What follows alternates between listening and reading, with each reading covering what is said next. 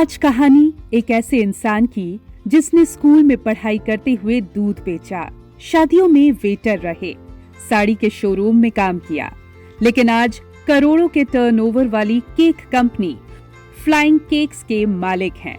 कहानी है नई दिल्ली के सुनील वशिष्ठ की।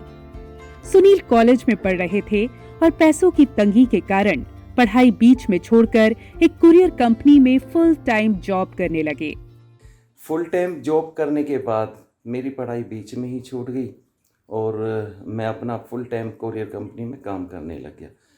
करीब 1.5-2 साल काम करने के बाद मुझे वो कंपनी में मज़ा नहीं आ रहा था, क्योंकि वहाँ ना प्रमोशन थी और ना सैलरी ज़्यादा थी, तो मैंने उस जॉब को भी छोड़ दिया।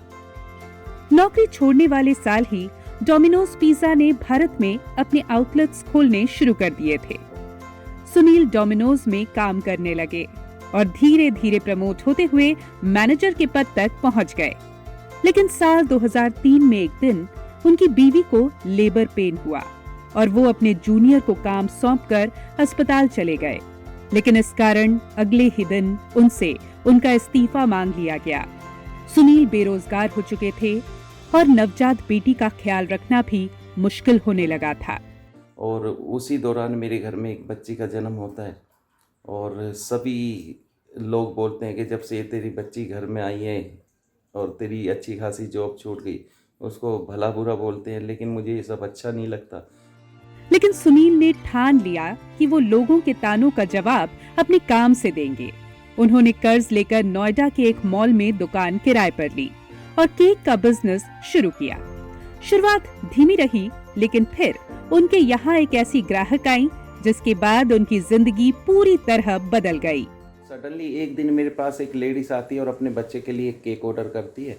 उसको वो केक की क्वालिटी बहुत अच्छी लगती है और नेक्स्ट डे वो मुझे अपने ऑफिस में बुलाती है और मुझसे बोलती है कि सुनील जी, आज के बाद हमारी कंपनी में जितने भी केक आएंगे, जितने भी बर्थडे सेलिब्रेशन होंगे, उसके लिए हम आपकी कंपनी को ही केक का ऑर्डर दें। ये महिला टेक कंपनी HCL की HR थी। इसके बाद तो सुनील की निकल पड़ी। अपनी सफलता का ब्यौरा सुनील कुछ यूं देते हैं। हमारी डिमांड बढ़ती जा रही थी। उसके बाद हमें गुड़गांव से डिमांड आई, हमने तीसरा आउटलेट अपना गुड़गांव में खोला और इसी तरीके से HCL कंपनी ने हमारे से बेंगलोर में अपना एक ब्रांच खोलने के लिए बोला। हमने वहाँ पर भी अपना एक ब्रांच खोला।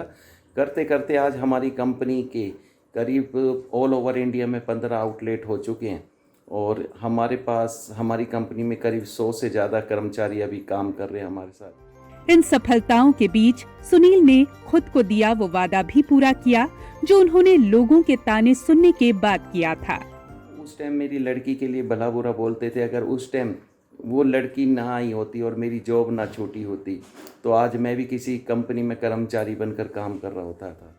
तो ये थी आज की पॉजिटिव स्टोरी दिल्ली के सुनील वशिष्ठ की। शेयर और डाउनलोड करें दैनिक भास्कर ऐप।